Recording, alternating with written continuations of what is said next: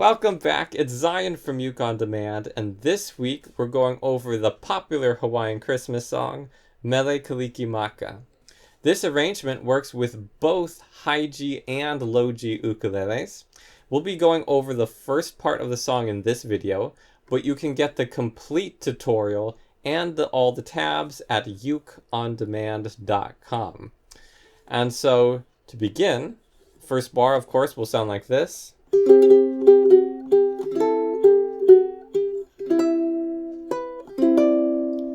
And to play that part, we're going to be starting out in a C5 chord. And the C5 is open G string, open C string, ring finger on the 3rd fret of E, and we don't play the A string at all. When we strum, we go up to the A string, but we don't play it. Just those top 3 strings. Alright, after that chord, you're going to leave your finger where it is on the fretboard, and just pick the E string by itself. And then again, then come down, pick the 2nd fret of A instead, so swap your fingers out, or you can just slide down 1 fret, it's up to you. And then come back to the 3rd fret of E. So you've covered all the notes in the first measure already. And now, going into the second measure, it's going to have a very easy chord to start off with. A minor 7, also known as C6. It's all open strings. You get to strum without any fingers. And after that chord, we're going to come back to the 3rd fret of E. We're going to come to pick the 3rd fret of E once, then down to 2nd fret, and then back up to 3rd fret of E. Now you might be asking, why can't I play the open G string, which is the same note? So I'd play open G, 2nd fret E, and open G.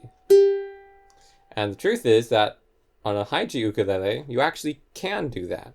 The reason why the tabs say play the 3rd fret of E instead is just so that it can be also played with low G ukuleles. Because if we were to play open G with a low G ukulele, it's 1 octave lower and not the actual note that we need, and it would throw off the song.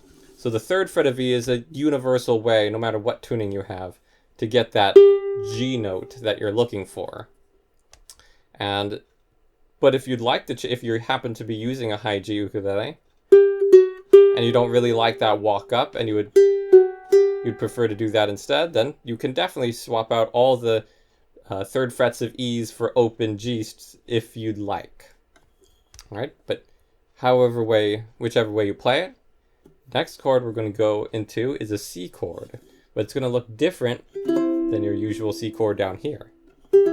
Instead, we'll have our ring finger all the way up at the 7th fret of the A. And you're going to strum that chord once. And it's still a C chord because of the note. It still has the 3 notes, the C, E, and G note, which make up the C chord. And we'll hold it, because this is our first half note in the song. After we've let that chord ring for a while, we're going to come back down to the 2nd fret of the A string. Pick that once.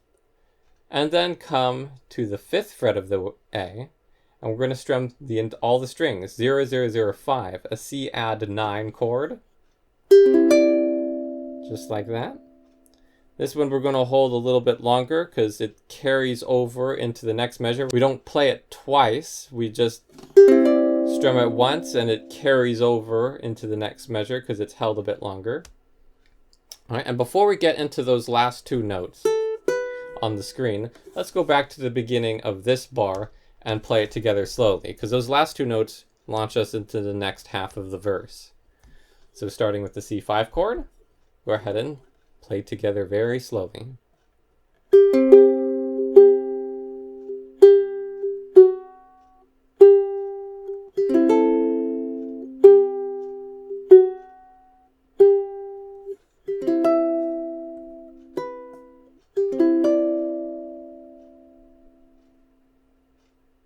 And let's play it one more time together, a little bit faster.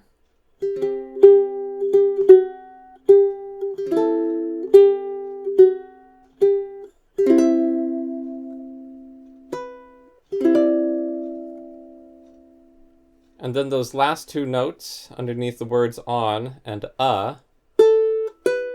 is going to be the open A followed by the second fret of A.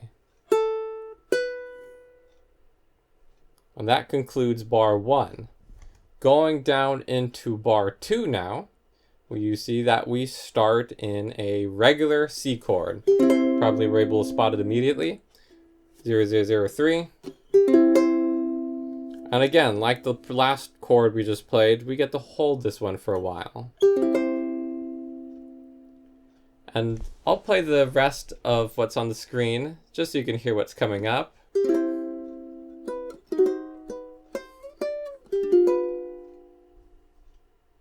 And to do that section, you're going to pick the second fret of A. You probably have not encountered this chord before. And I'm going to show you two ways to play it. The full version, which I did in the song you heard at the beginning of this video, and the easy version, which I played for you just now, just a second ago. So the full chord looks like this. Pinky on the 3rd fret of A, middle finger on the 2nd fret of E, ring finger on the 3rd fret of C, and index finger on the 2nd fret of G. It's a 4-finger chord, and getting into this chord, if you're not familiar with finger picking and you haven't done it for a while, or with chords in general, can be quite difficult. And there are a couple ways to simplify it, and I'll show you the easiest way. So if you take this chord and imagine it without the G string, you have this shape. And this shape might look familiar to you, because if we were to use different fingers, it would look like our G7 chord, just 1 fret higher.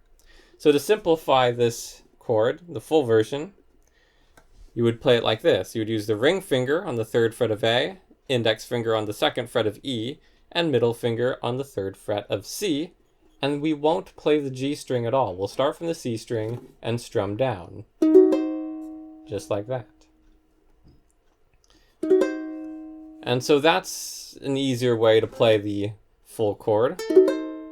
But whichever way you play it, the next chord note we're going to have, you're going to just slide your finger back so it's on the 2nd fret of A. Then back up to 3rd fret, 5th fret of A, and then we have a regular G7 chord. And G7, in case you don't know, ring finger on the 2nd fret of A, index on the 1st fret of E, middle finger on the 2nd fret of C. And you strum all the strings. And that's the G7. Let's go back and just play this, what we've learned so far in this bar together very slowly.